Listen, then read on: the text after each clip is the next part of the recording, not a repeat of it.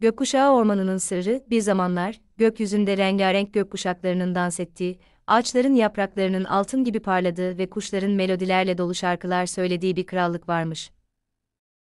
Bu krallığın kalbinde, her renkten ağaçların olduğu muhteşem bir orman bulunurmuş.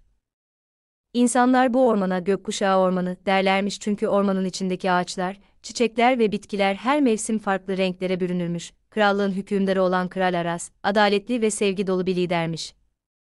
Kral Aras, her yıl düzenlediği büyük festivallerle halkını bir araya getirir, Gökkuşağı Ormanı'nda çeşitli etkinlikler ve şölenler düzenlerdi. İnsanlar bu festivallerde dans eder, şarkılar söyler ve dostluklarını pekiştirirdi. Ancak bir gün, ormanın renkleri solmaya başlamış ve her yer gri bir sisle kaplanmış. Krallık halkı bu değişimden dolayı çok üzülmüş ve endişelenmiş. Kral Aras, ormanın sırrını çözmek için en cesur ve zeki kişilerini çağırmış ama kimse bir çözüm bulamamış. Krallıkta, Elif ve Efe adında iki genç kardeş yaşarmış. Elif, cesur ve maceraperest, Efe ise zeki ve meraklıymış. Onlar da ormanın sırrını çözmek için büyük bir istek duyuyorlarmış. Elif, Efe, biz bu gizemi çözebiliriz. Gökkuşağı Ormanı'na gidip ne olduğunu öğrenmeliyiz. Efe, evet Elif, belki de sadece bizim görebileceğimiz bir şeydir.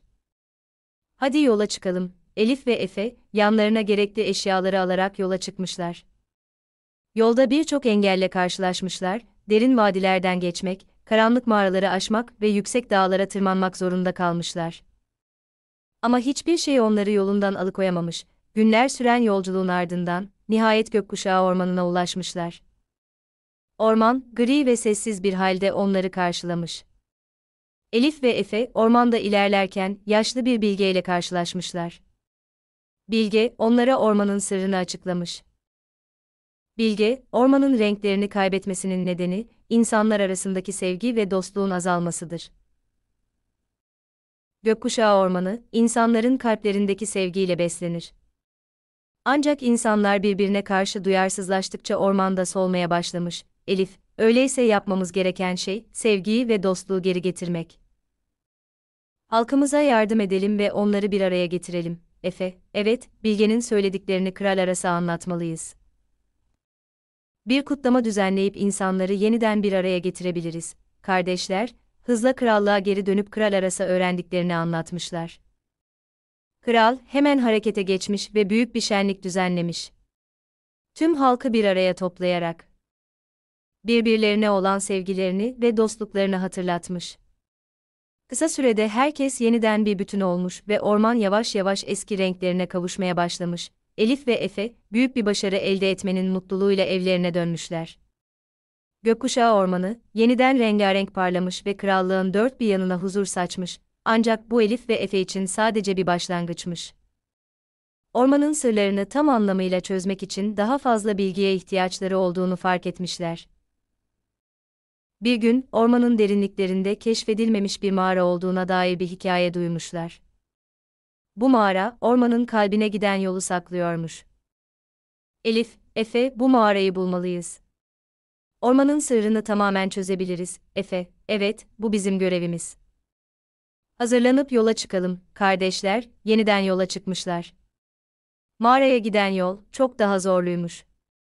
Yol boyunca devasa ağaç kökleri, keskin kayalıklar ve derin çukurlar onları bekliyormuş. Ancak Elif ve Efe, cesaretlerini kaybetmemişler. Yolculuk sırasında karşılarına birçok hayvan çıkmış. Bu hayvanlar, ormanın eski sakinleriymiş ve onlar da ormanın eski renklerine kavuşmasını özlemişler. Elif ve Efe hayvanlarla konuşmuş ve onların yardımlarını almışlar. Bir gün, sonunda mağaranın girişine ulaşmışlar. Mağara, karanlık ve soğukmuş. Ancak Elif ve Efe, korkusuzca içeriye girmişler. İçeride parlak taşlarla süslenmiş eski bir yazıt bulmuşlar. Yazıtta şunlar yazıyormuş: ormanın kalbine giden yol, sevgi ve dostluğun ışığıyla aydınlanır. Bu ışık, yalnızca kalpleri temiz olanlar tarafından görülebilir. Elif, Efe, bu yazıt, doğru yolda olduğumuzu gösteriyor. Sevgi ve dostluk, ormanın anahtarı. Efe, evet Elif, bu yüzden bu kadar yolu kat ettik. Hadi, kalbimizdeki sevgiyi takip edelim. Kardeşler, mağaranın derinliklerine ilerlemişler. Yol boyunca sevgi ve dostluğun simgelerini takip etmişler. Sonunda, mağaranın en derin noktasında muhteşem bir ışık kaynağı bulmuşlar. Bu ışık, ormanın gerçek kalbiymiş. Elif ve Efe, ışığa dokunduklarında, tüm orman yeniden canlanmış ve renklerine kavuşmuş. İnsanlar yeniden bir araya gelmiş ve ormanın büyüsünü yeniden keşfetmişler. Elif ve Efe, büyük bir başarı elde etmenin mutluluğuyla evlerine dönmüşler. Gökkuşağı ormanı, yeniden rengarenk parlamış ve krallığın dört bir yanına huzur saçmış. Ve böylece Elif ve Efe'nin cesareti ve zekası sayesinde krallık eski güzel günlerine dönmüş.